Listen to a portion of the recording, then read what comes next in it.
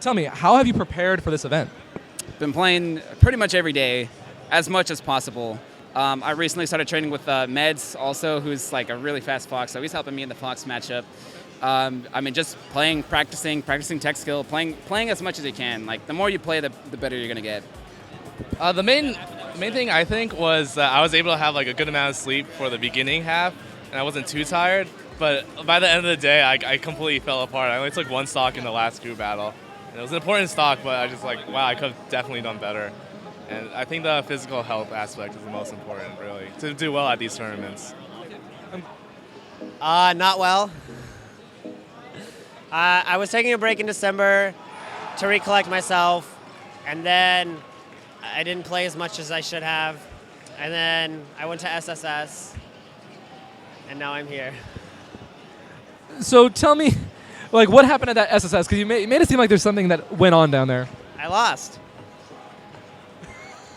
I've actually been doing a lot of meditation. I've been going to a meditation class with a player from Michigan called Vaccine. He doesn't enter tournaments anymore, but he's still really good, and he's my main practice partner. And I also play with Duck every day, Keizu, Principal. Those are like my main practice partners I play with, and I do a lot of practice by myself. My training regimen was not laid back at all. It's our home turf, so I got to defend it to the best of my ability. So I was training hard, and I'm playing well today, and I'm just hoping to keep it going. Who were some of the people you practiced with? I practiced with Maye from France and Tech. They stayed at my house. I housed them. Played with Armada a bunch, so that was nice. I've been playing Mango and Friendlies for like the past day or so, so I've gotten to train with him. So I'm feeling really confident, in most of my matchups and everything. Awesome. My training regimen is basically go to what locals I can go to.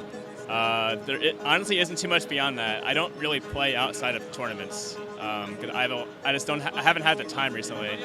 But yeah, I go to Xanadu, and that's pretty much it. And I just mentally think about what I have to do as well. So I mean, there is some mental training. I usually don't prepare. I think I have the mindset if I have expectations and I go all like a buster, like I'm gonna feel really down on myself. So I don't know. I just go all in and see what I can do. In terms of the game, I wouldn't say I did a whole lot, honestly. Because I know my main results right now. Because I was trying to do some practice, trying to do video analysis, things like that. Body wasn't really going, so you've got to do what gets you the best results. So what I did was I've just been trying to resolve my lower testosterone issue, and I've been just keeping my life as simple as possible, keeping myself stress-free, things like that, and that's been helping me prepare really well. And this is kind of a similar theme because before Apex, even though I was practicing a decent amount, I recognized that I was getting benefits by resolving other problem areas of my life, maybe an issue, a conflict I had with someone or something like that. So there are certain themes like that for me. What are your goals for this tournament?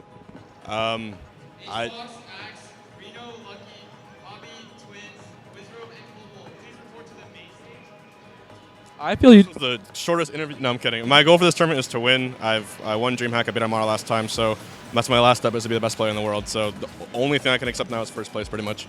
You said your goal is to not get 33rd. Why is that? I've gotten 30. Well, other than this year where I've gotten 49th, I think at Apex and Evo, I've gotten 33rd like every Apex and Evo for the last like 3 or 4 years, which obviously means that I'm getting better. But like the community improves so quickly that it's like it doesn't feel like I am, right? Because you place the same. But it's kind of a joke. So everyone's like, "Hey, Redd, ready to get 33rd again?" And it's like 33rd at this tournament would actually be really, really substantial and actually probably pretty, something to be proud of.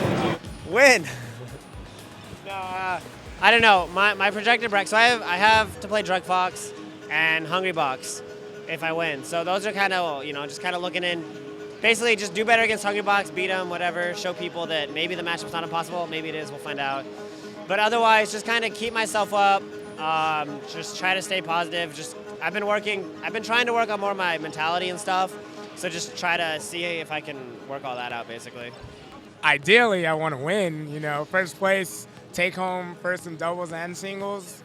But, my, first goal is just to break my 5th place ceiling. I've been placing top 8 for like 3 years now. So I want to just break my 5th place ceiling and break into the top 4, top 3. So tell me, what does Genesis mean to you as a tournament with its legacy and everything? Well, Genesis was my first ever out-of-state big tournament. So, this tournament series brings it back. It's where I started. I remember my first big win against J-Man. It was, oh man, that was awesome. That was the best. I felt oh man. And then I lost immediately after that, but we don't talk about that. But yeah, I mean, it's awesome. Finally, Genesis 3 after years. So it's been really awesome so far. I feel that Genesis is just kind of a more laid-back tournament than the others. There's just more friendlies going on, and it feels more social. It's a very serious tournament, but it's also just a giant kind of, smasher party. More so than the other nationals, in my opinion. A big thing about Genesis is it is in California, and that sounds really obvious to say, but that means the crowd's going to be different. We're in Mango country for sure now, so no one wants to play Mango. Let's go Mango! I mean, he gets a jab. Everyone's oh, you don't want to deal with that, but it's part of the game, and it's okay. So there are things like that you always have to consider that make it a little different from other tournaments. But there's also just every tournament has its own legacy because of the finals or because of the TOs or because of where it's pinned from. So here, everyone wants to see the Mango Armada final because that's the legacy of Genesis. Yeah. So, if I'm trying to obstruct that, I'm the problem. So people are going to be against me for that. Who is the person you're most excited to play? Most excited to play? I want to play Mango again.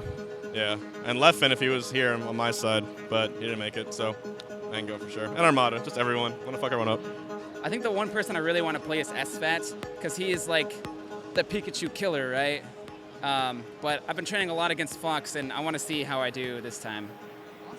I didn't really look. I'm trying this new thing where I don't look at my pools, where I just kind of I'm gonna play who I'm gonna play. But I think I have Westballs, the Moon, and Gatsu all in my pools. So that'll be fun because I played all of them before, and we always have really good sets.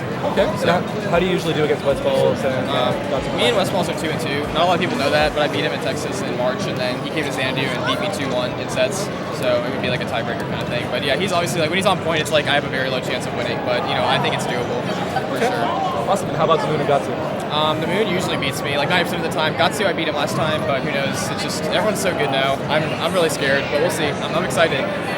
I wanted to play Leffen because he's been my biggest hurdle out of all the top players. But since he's not here, I really want to play PP.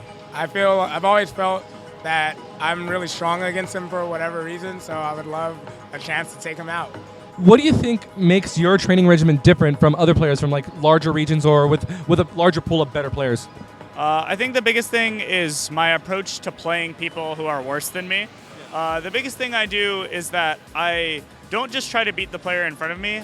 I always give them 100% credit. I try to beat every opponent as if they're the hardest opponent I'll have. So even if I notice, let's say a Fox player from my region always nairs in the same spot, I won't just beat that because I'm imagining, what would SFAT's Fox do? What would Colin's Fox do, right? Or Colt Bull, sorry. So I'm thinking about those things. So even if I'm simultaneously cognizant of what the worst player will do, but I also try to imagine how to beat the other options. And I guess tailor my playstyle to doing that. I don't think the Midwest is that bad. I think we have great talent. We have Duck, Kazoo, Ginger, the Falco main. We have Kales from Chicago, Dart. We have a lot of good players. They just don't travel a lot. So I don't like to use that excuse as we don't get a lot of good practice when we actually do. The one thing we don't have is a really, really good Sheik and a really, really good Falcon. I think that's Michigan's worst matchups because we don't have those two characters. Well, my region, has had a lack of tournaments for a couple of years, but the Richmond area has started to pick up and have a lot more. And I have Siren and Milkman, who are both near top 100 level. They live about 15, 20 minutes from me. And then Chill and Asin are a little far north, 2 hours. So we have our little crew that we practice with. But I just try to go to a lot of stuff. I don't really practice much on my own anymore. I mostly just think about the game and analyze and that kind of stuff. Outside of the game, I love talking about the game. I think that's really important.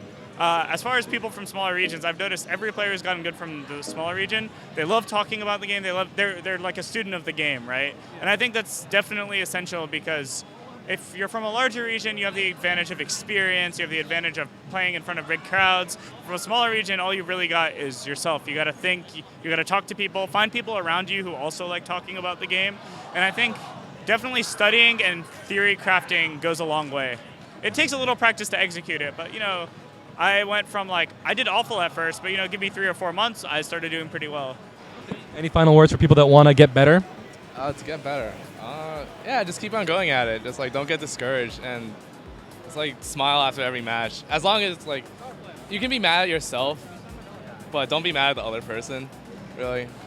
So, yeah. Just go to locals, so meet the scene, and play a lot of friendlies. And ask questions, too.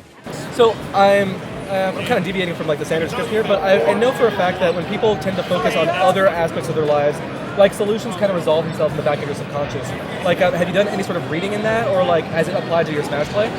Oh, absolutely. The easiest example I could give from just something I've read and I've told other people to read is The Art of Learning, where Josh Waitzkin he's trying to figure out, because he's getting stuck. He's plateauing is the way we call it. Yeah. He doesn't know what to do. He doesn't know how to get better, and so sometimes you can't just be good at the game by being good at the game. Sometimes you have to improve as a person, and that's what I think that really frees up your mind to really have complete focus on the task at hand. And so when a lot of especially more Eastern readings or teachings talk about how everything's connected, that's kind of what they're meaning, is when you get improving one thing, you're improving it at everything. When it comes down to it, I've listed a bunch of stuff that's not actually about SSBM and how to get better at that, but when you're trying to be good at tournaments, because it's the skill we select for to say who's good and who's not, there are other skills that come along with it. And that's why I always say winning tournaments is about much more than beating the other guy at SSBM. And that definitely ties into what you said earlier about kind of resolving everything else around. Thank you very much, Kevin. I truly appreciate that. You're very welcome.